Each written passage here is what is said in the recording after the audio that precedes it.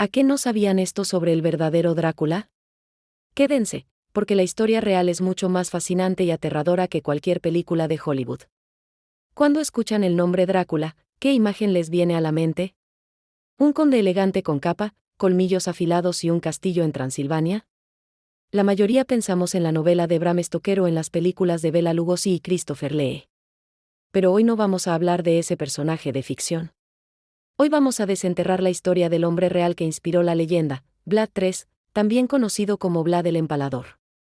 Para entender al hombre, primero debemos viajar en el tiempo y el espacio. Nos vamos al reino de Valaquia, en la actual Rumanía, a principios del siglo XV. Imaginen un lugar en constante conflicto, una frontera sangrienta entre la Europa cristiana y el expansivo Imperio Otomano. En este torbellino de guerra y política nació nuestro protagonista. Vlad III nació alrededor de 1431 en Sigioara, una ciudad fortificada en Transilvania que hoy parece sacada de un cuento de hadas. Pero su vida no tuvo nada de idílica. Su padre era Vlad II Dracul, miembro de la Orden del Dragón, una orden militar de caballeros creada para defender el cristianismo. De ahí viene su apodo. Dracul significa dragón en rumano antiguo. Por lo tanto, Vlad III era Draculea, que se traduce como hijo del dragón. Así que, desde el principio, su nombre estaba ligado a una criatura mítica y poderosa. La infancia de Vlad y su hermano menor, Radu, fue brutal. Su propio padre los entregó como rehenes al sultán otomano Murad II para asegurar una tregua. Imaginen ser niños y vivir en la corte de su mayor enemigo. Durante años, Vlad fue educado allí, aprendiendo el idioma, las tácticas militares y, sobre todo, la crueldad de la política otomana. Esta experiencia lo marcó para siempre, forjando en él un odio profundo y un conocimiento íntimo de sus futuros adversarios. Fue una lección de supervivencia en el entorno más hostil posible. Los cronistas de la época describen a Vlad como un joven de mirada intensa, siempre observando, siempre calculando. Aprendió de los turcos no solo la disciplina, sino también el poder del miedo. Algunos documentos otomanos mencionan que, incluso siendo adolescente, mostraba una crueldad inusual, castigando a los animales o a los sirvientes que lo irritaban. Otros, sin embargo, lo retratan como un muchacho retraído, disciplinado y extremadamente orgulloso, alguien que soportaba la humillación con el fuego de la venganza latente en los ojos. Cuando finalmente regresó a Valaquia para reclamar su trono, lo hizo en 3 ocasiones distintas. Su vida fue una lucha constante por el poder. No era un monarca que gobernaba desde un palacio dorado, era un guerrero que vivía en el campo de batalla. Valaquia estaba dividida por nobles traicioneros, conocidos como boyardos, que a menudo se aliaban con los húngaros o los otomanos según su conveniencia. Vlad sabía que para unificar su reino y resistir a los invasores, necesitaba mano dura. Muy, muy dura. Y aquí es donde la historia se vuelve oscura y nace la leyenda del empalador. Vlad era conocido por su justicia implacable. Su método favorito de ejecución era el empalamiento. Para él, no era simple sadismo, era una herramienta de control psicológico y político. Quería enviar un mensaje claro a sus enemigos, tanto internos como externos: la traición y la desobediencia se pagaban con una muerte lenta y agonizante. Una de las anécdotas más famosas cuenta cómo, en la Pascua de 1457, invitó a cientos de boyardos y sus familias a un gran banquete. Acusándolos de conspirar y de ser responsables de la muerte de su padre y su hermano mayor, arrestó a todos los presentes. A los más viejos los empaló allí mismo. A los más jóvenes y fuertes los obligó a marchar hasta las ruinas de un antiguo puesto de avanzada y los forzó a construir lo que hoy se conoce como el Castillo de Puenari, su verdadera fortaleza. Muchos murieron de agotamiento, pero Vlad consiguió su castillo y eliminó a la oposición de un solo golpe. El castillo de Puenari todavía existe, y los turistas que lo visitan deben subir casi 1500 escalones de piedra para llegar a las ruinas en lo alto de una montaña. Los guías locales cuentan que, en las noches de tormenta, se escuchan los gritos de los boyardos que murieron allí. Algunos incluso aseguran haber visto una sombra con capa caminando por los muros derruidos, observando a los visitantes como si midiera quién sería el próximo traidor. Su crueldad no se limitaba a los nobles.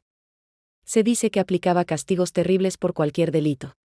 Un cuento popular narra que, para demostrar la honestidad que reinaba en su tierra, colocó una copa de oro en medio de la plaza de su capital, Trgovite.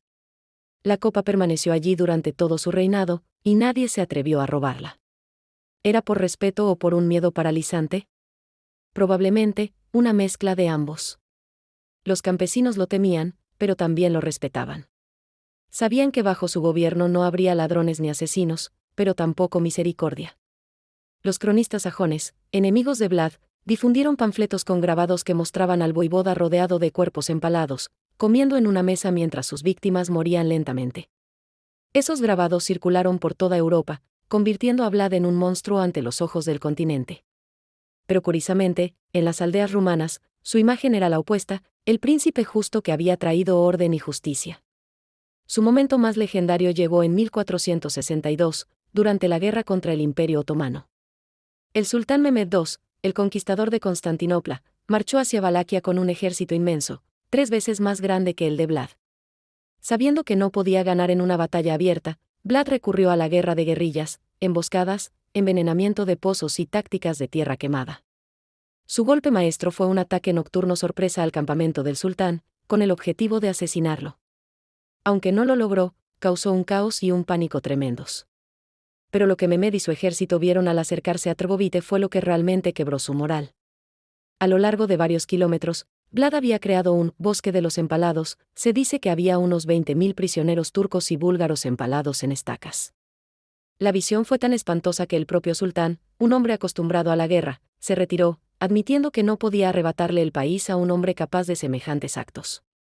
Un cronista alemán escribió horrorizado que los pájaros no se atrevían a volar sobre el bosque de los empalados. Otro testimonio cuenta que los cuerpos empalados permanecieron allí durante semanas, hasta que el hedor de la descomposición se extendió kilómetros a la redonda. Aquella macabra escena no solo sirvió como defensa militar, sino como un símbolo del poder del miedo. Vlad había ganado una guerra sin necesitar ejércitos gigantes, solo su reputación. A pesar de su reputación, en Rumanía, Vlad III es a menudo recordado como un héroe nacional. Un gobernante estricto, sí, pero justo, que defendió la independencia de su pueblo contra la invasión otomana y luchó contra la corrupción de los nobles. Fue un protector de su tierra, un defensor de la cristiandad en la frontera oriental de Europa. Su figura es compleja, para sus enemigos era un monstruo, pero para muchos de su pueblo, era un salvador. En los monasterios ortodoxos rumanos aún se pueden ver iconos donde Vlad aparece retratado no como un demonio, sino como un príncipe guerrero, casi santo, que protegió la fe frente a los infieles. En algunos pueblos, los ancianos cuentan que Vlad no murió, sino que sigue cabalgando invisible por los montes Cárpatos, vigilando que nadie venda la tierra que tanto defendió. Su muerte, como su vida, está envuelta en misterio.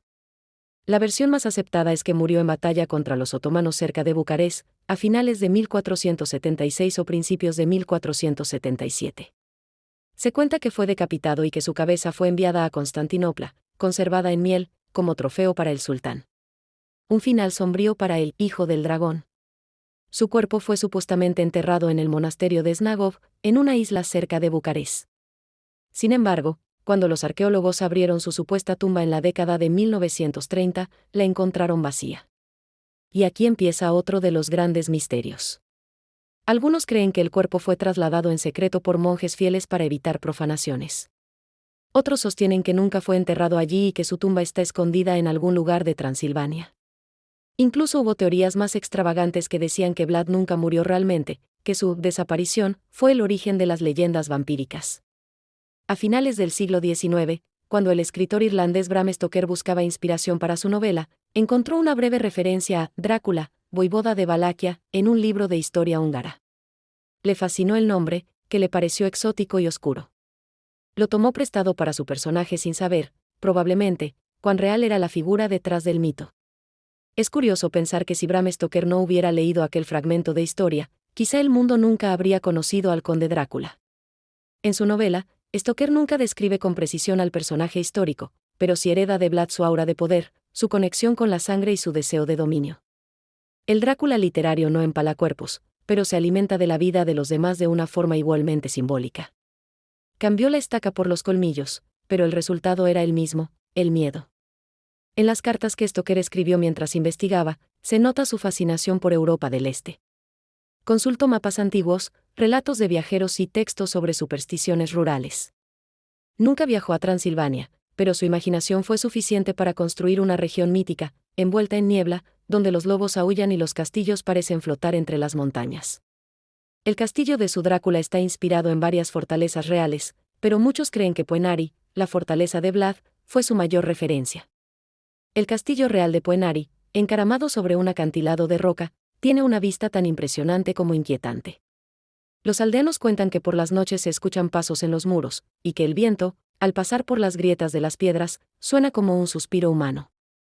Un guía turístico rumano llamado Sorin relató a un periodista de la BBC que, mientras subía las escaleras de piedra, sintió una presencia detrás de él, fría y constante. Me giré y no había nadie, dijo. Pero el aire estaba helado, aunque era pleno verano. No era el viento. Era como si alguien respirara justo detrás de mí. Vlad III no solo fue un guerrero temido, sino también un símbolo que evolucionó con los siglos. En el siglo XVI, los cronistas alemanes y húngaros difundieron su imagen como un monstruo sanguinario, mientras que los poetas rumanos lo transformaron en un héroe de la resistencia. Incluso hoy, las opiniones están divididas. En Bucarest, su retrato cuelga en museos junto al de grandes reyes y líderes, pero en los mercados turísticos de Transilvania, su rostro aparece en camisetas, imanes y botellas de vino con forma de ataúd. El mito se ha convertido en un negocio. La conexión entre Vlad y los vampiros, aunque inventada por Stoker, encontró terreno fértil en la tradición rumana. En los pueblos de los Cárpatos, existían historias de los strigoi, espíritus inquietos que volvían de la tumba para atormentar a los vivos. Los campesinos creían que algunas personas malvadas o traicionadas podían levantarse después de morir y alimentarse de la sangre de los vivos. Estas leyendas eran tan comunes que en el siglo XVIII, las autoridades del Imperio Austrohúngaro llegaron a emitir órdenes para detener los rituales de desentierro que los campesinos realizaban para clavar estacas en cadáveres sospechosos.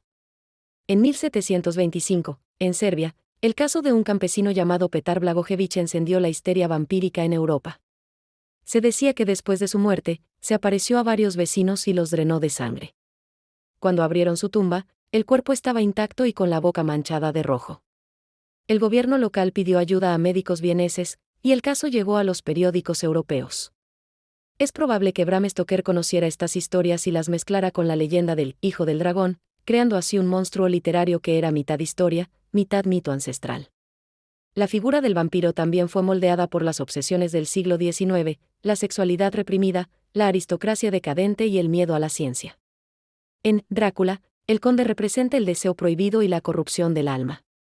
Su castillo simboliza el pasado feudal que se niega a morir, mientras que los héroes modernos, con sus crucifijos, ciencia y tecnología, simbolizan la razón que intenta vencer a lo irracional. En cierto modo, Stoker no solo creó una historia de horror, sino también una metáfora del cambio de eras. Pero si algo ha hecho que la historia de Vlad el Empalador y el conde Drácula perduren tanto, es la fascinación que sentimos por lo prohibido. Los historiadores modernos han encontrado documentos que revelan una mente brillante detrás de la crueldad. Se sabe que Vlad reformó los impuestos, fortaleció la moneda local y luchó contra la corrupción con una disciplina que rozaba el fanatismo. Un cronista húngaro escribió que nadie osaba mentir ni robar bajo su mirada, pues su justicia era más temida que la espada del sultán. Incluso algunos registros de comerciantes alemanes confirman que las rutas de Valaquia eran sorprendentemente seguras durante su gobierno. En una carta de 1460, un mercader de Braub escribió: «Puedo viajar con mis bienes sin escolta, pues Vlad castiga el robo con la muerte. Nunca he visto un país tan silencioso por las noches». Lo que para Europa occidental era barbarie, para muchos valacos era orden. En 1976, el historiador rumano Konstantin Resachev afirmó que la leyenda negra de Vlad fue en gran parte propaganda política. Según sus investigaciones, los panfletos alemanes que lo retrataban como un monstruo fueron financiados por sus enemigos, especialmente por los sajones de Transilvania, que perdieron privilegios comerciales bajo su reinado. Resachev incluso comparó los grabados de Vlad con caricaturas políticas modernas, diseñadas para manipular la opinión pública. Vlad el Empalador fue el primer político víctima de una campaña de desprestigio impresa, dijo con ironía. A pesar de los siglos, su imagen sigue generando debate. En 2018, arqueólogos en Snagov encontraron fragmentos de armaduras y monedas del siglo XV cerca del altar del monasterio donde supuestamente fue enterrado. Algunos medios especularon que podrían pertenecer al propio Vlad, aunque la evidencia es insuficiente. Sin embargo, la idea de que su cuerpo aún descansa oculto en algún punto de los Cárpatos sigue alimentando la imaginación de los buscadores de misterios. En la cultura popular, su legado se transformó por completo. El Drácula de Stoker inspiró más de 200 adaptaciones cinematográficas, desde la elegante interpretación de Bela Lugosi en 1931 hasta la imponente versión de Gary Oldman en 1992, dirigida por Francis Ford Coppola. En esa película, el personaje pronuncia una frase que parece resumir toda la dualidad del verdadero Vlad: he cruzado océanos de tiempo para encontrarte. Una línea romántica que encierra una maldición eterna, la del hombre que desafía a la muerte, pero queda prisionero de su propio pasado. En Rumanía, el turismo de Drácula genera millones cada año. Hay recorridos en autobuses que van desde Sigioara hasta el castillo de Bran, una fortaleza medieval que, aunque nunca fue habitada por Vlad, ha sido adoptada por los visitantes como su morada simbólica. En las noches de Halloween, el castillo se ilumina con antorchas, se organizan banquetes temáticos y se leen fragmentos de la novela entre ecos de violín y risas nerviosas.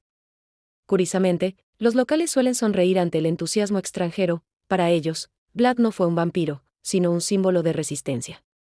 En 2021, un grupo de historiadores de la Universidad de Bucarest organizó una exposición titulada Vlad III, héroe o monstruo. En una de las salas, se proyectaban fragmentos de películas de Drácula junto a documentos históricos auténticos del siglo XV. En la pared, una frase destacaba sobre todas las demás: la historia juzga a los hombres por sus actos, pero la leyenda los juzga por nuestras emociones. Esa línea provocó debates entre los asistentes. Algunos opinaban que Vlad fue un producto de su tiempo, un gobernante feroz en una era sin piedad. Otros lo consideraban simplemente un psicópata que encontró en la violencia su única forma de poder. Es curioso, porque no hay ninguna evidencia histórica que vincule a Vlad el Empalador con el vampirismo.